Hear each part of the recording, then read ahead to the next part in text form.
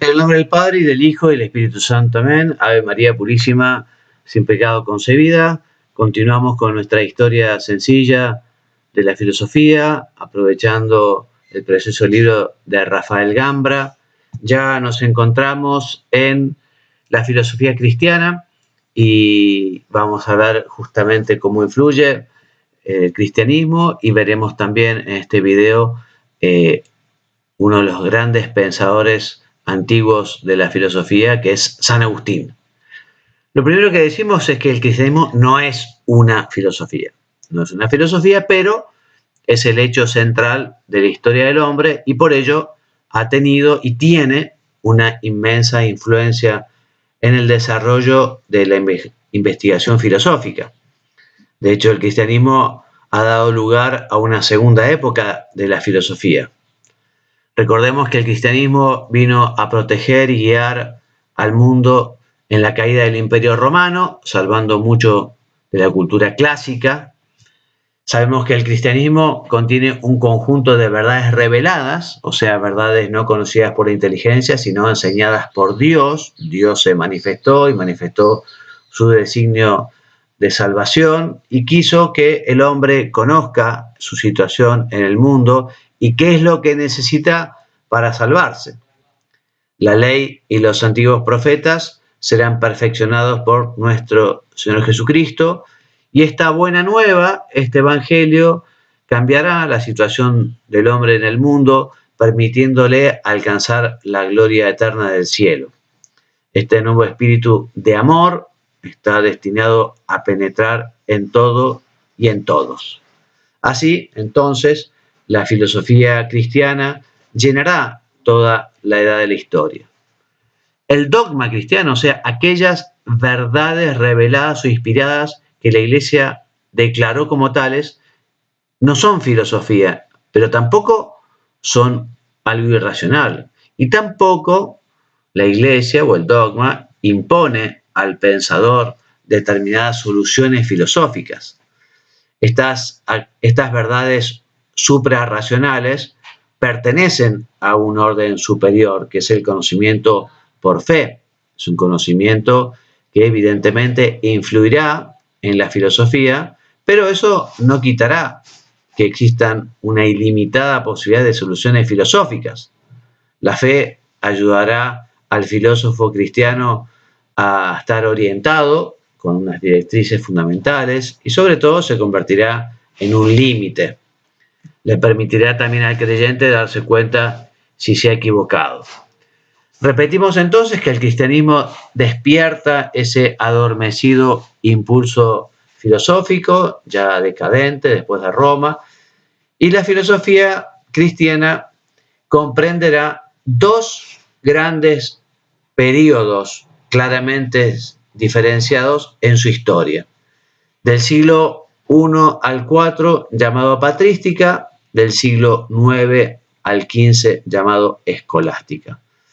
En estos primeros siglos están los llamados padres de la Iglesia, que son los primeros sucesores de los apóstoles, que comienzan justamente a armonizar racionalmente la fe con la filosofía. Estos esfuerzos culminarán, ya lo veremos, con la obra de San Agustín. Después de unos cuantos siglos en blanco, en los que la cultura grecolatina quedará resguardada en los monasterios, renace una nueva época en la cultura medieval. Estamos hablando de los siglos IX al XV, estamos hablando de la escolástica, que tiene su origen en las escuelas eclesiásticas de la Alta Edad Media. Pero volvamos al siglo I. Entonces, estos primeros siglos surge un género literario defensivo de la fe llamado apologética, justamente contra aquellos que predicaban verdades contrarias o diferentes al Evangelio. Entonces, los padres de la Iglesia, personalmente o en concilios, los obispos declaraban hereje a aquellos que enseñaban verdades que no eran las de Cristo. Por ejemplo, los gnósticos, ¿no?, y los paganos, a su vez, tildaron a los cristianos de irracionales. San Justino, una vida santa, un mártir extraordinario, Bueno, presentará a la filosofía clásica como una antesala o preparación para la fe. En cambio, para Tertuliano, aquella filosofía antigua era insensatez, ¿no? Por eso dice que Jerusalén será la antítesis de Atenas, la iglesia será la antítesis de la academia, en fin. Pero bueno, más adelante encontraremos entonces, les decía, dos corrientes del pensamiento cristiano, que será el platonismo agustiniano, que veremos hoy, en los primeros siglos, y luego el aristotelismo tomista en el siglo de oro de la escolástica. Veamos entonces a continuación este cuadro.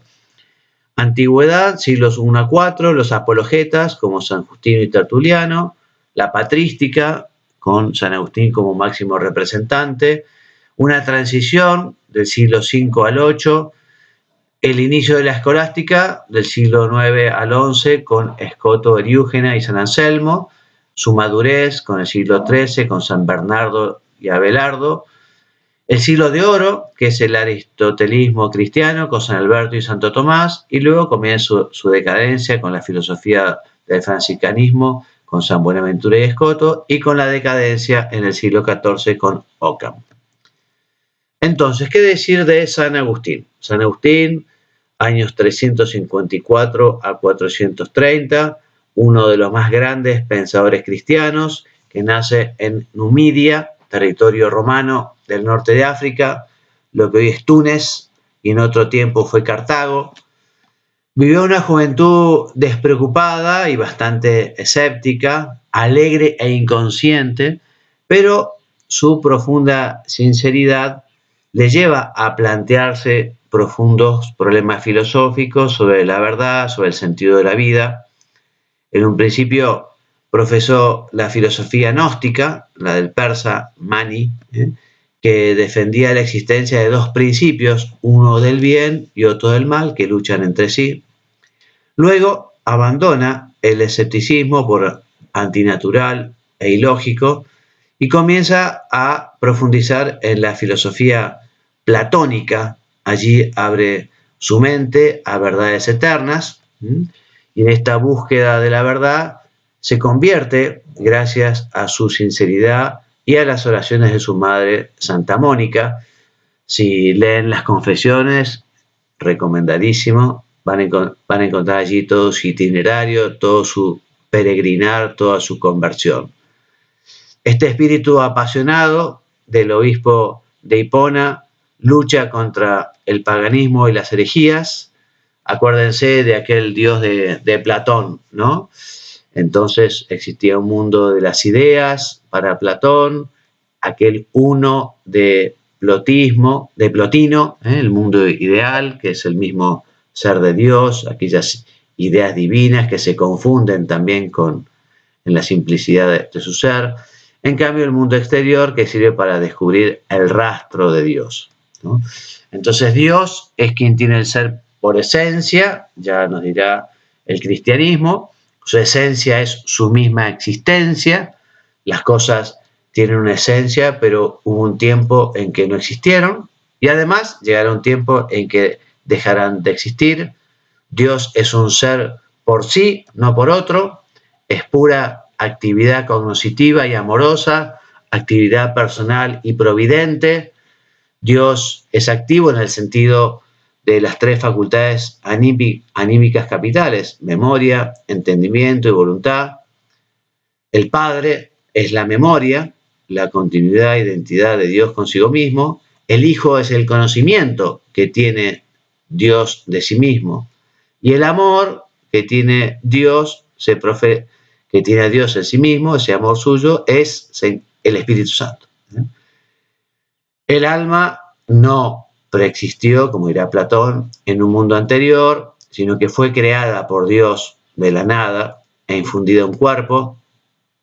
El alma solo descansará cuando retorne a Dios, esa alma que conoce las cosas concretas y también las esencias o ideas universales. En el libro La ciudad de Dios, San Agustín afirma que la historia se forma de la trama de las acciones libres de los hombres, ordenada de un modo misterioso, por la divina providencia. En San Agustín hace la gran síntesis antigua, ¿no?, de la filosofía, la síntesis filosófica del cristianismo. Y este santo muere durante el asedio de los vándalos a Hipona. Después de San Agustín se precipita la ruina del Imperio Romano, Imperio Romano de Oriente o bizantino permanecerá un tiempo, ¿no?, y el ámbito de la filosofía estará en Alejandría, pero en su seno el neoplatonismo degenerará en el bizantinismo, que se ocupó de minúsculas cuestiones inoperantes, y al final de este proceso, nos encontramos en el año 529, llega con la clausura de la Academia Platónica de Atenas por orden de Justiniano, por considerarse perjudicial para el Estado. Entonces los sabios emigran a Oriente Próximo, donde son acogidos por Siria. Allí Cosroes, rey de Persia, los acogerá y allí se prolongará esa débil tradición cultural. En el occidente europeo irrumpirán sangrientamente los bárbaros.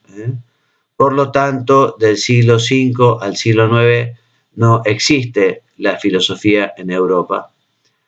Durante estos siglos, así como sabios aislados, o como actividad filosófica aislada, podemos nombrar a Casiodoro, a Boecio y a Isidoro de Sevilla. Los únicos centros culturales eran los cenobios benedictinos y las escuelas catedralicias, donde se estudiará a San Agustín. Pero la Iglesia fue la que depositó, la que guardó, la que rescató y que luego transmitió la cultura clásica durante estos siglos oscuros. Ella fue formando una nueva cultura filosófica que se llamó escolástica, por tener su origen en las escuelas monásticas de la Edad Media, que es lo que veremos en el próximo video. Y terminando, decimos que durante los primeros siglos de la filosofía medieval no se conservarán los originales. Ya vemos cómo se redescubrirán después gracias a los maometanos, ¿no? La obra de Aristóteles es totalmente desconocida, la de Platón, solo por diversas derivaciones de los neoplatónicos, pero vamos a ver cómo se descubrirán incluso ya las fuentes de Platón y las fuentes especialmente de Aristóteles en el medioevo.